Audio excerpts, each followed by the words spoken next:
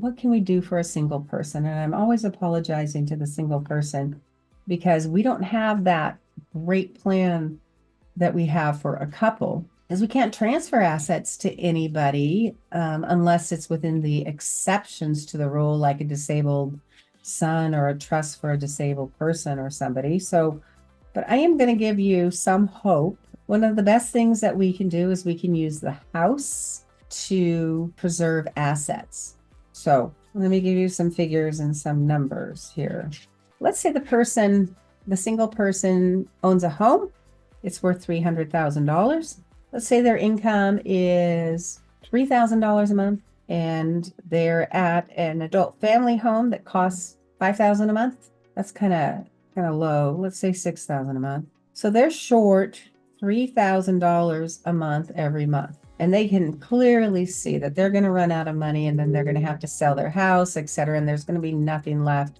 And that's not the outcome that they had hoped for in their life. So what can we do?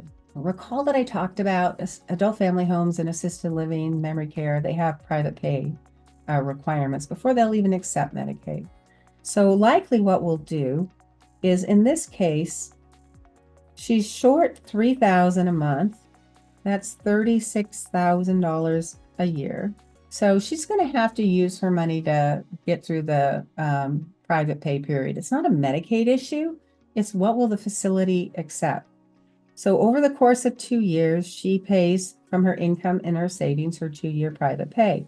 Now they'll accept Medicaid. 2 years is gone. What are we going to do next? Well, she spent $72,000 out of her $100,000. So she's got $28,000 too much. What can she do? Well, she doesn't drive, but if we want to get her on Medicaid, we might just have her buy a new car. If she buys a new car in her name, she can give that car away to her daughter, for example, no penalty after she's on Medicaid. So we easily get her spent down to $2,000.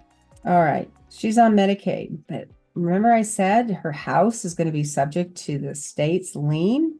What are we going to do about the house? We kept the house as a non-countable asset because we signed an intent to return home, but frankly, she's not going to return home. So we're going to sell the house. And when we sell the house, and let's just say it sells for, $300,000. That's way more than $2,000.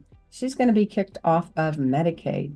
So we're going to have her sell the house, and we're going to have her gift the proceeds of the house to her daughter, for example. So if we have her gift the proceeds to her daughter, let's say we have her gift $250,000 and have her keep $50,000. What happens? Well, if you gift $250,000, I'm going to need some help on this because my calculator's not working. What's $250,000 divided by 12,000? It's going to be about a 13-month period of ineligibility. During that time, what does she do? She's going to use some of the money that she kept. She kept $50,000. That will get her through that 12-month, 13-month period of ineligibility to cover her cost of care during that time. And then she'll go back on Medicaid. So during that 20 months, she uses the amount of money she retained. We only had her keep $50,000. So in this case, I'd have her keep more than that, maybe $60,000. Have her gift $240,000. She gets through this period of ineligibility, and then she goes back on Medicaid. She stays at the same care facility. Nothing changes. She's just, Medicaid's not paying, and she's using the $60,000 she kept.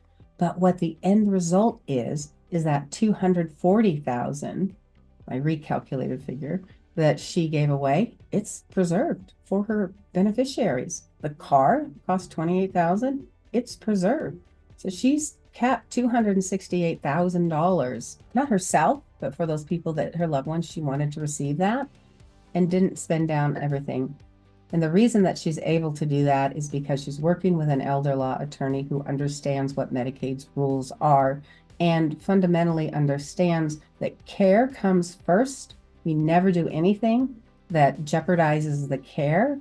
And then after that flows the Medicaid plan. So there is a lot that can be done for a single person, and especially for a married couple, to keep assets. Married couples more likely to keep nearly all singles at least a large majority of their assets and not have everything spent down before Medicaid will cover the cost of care.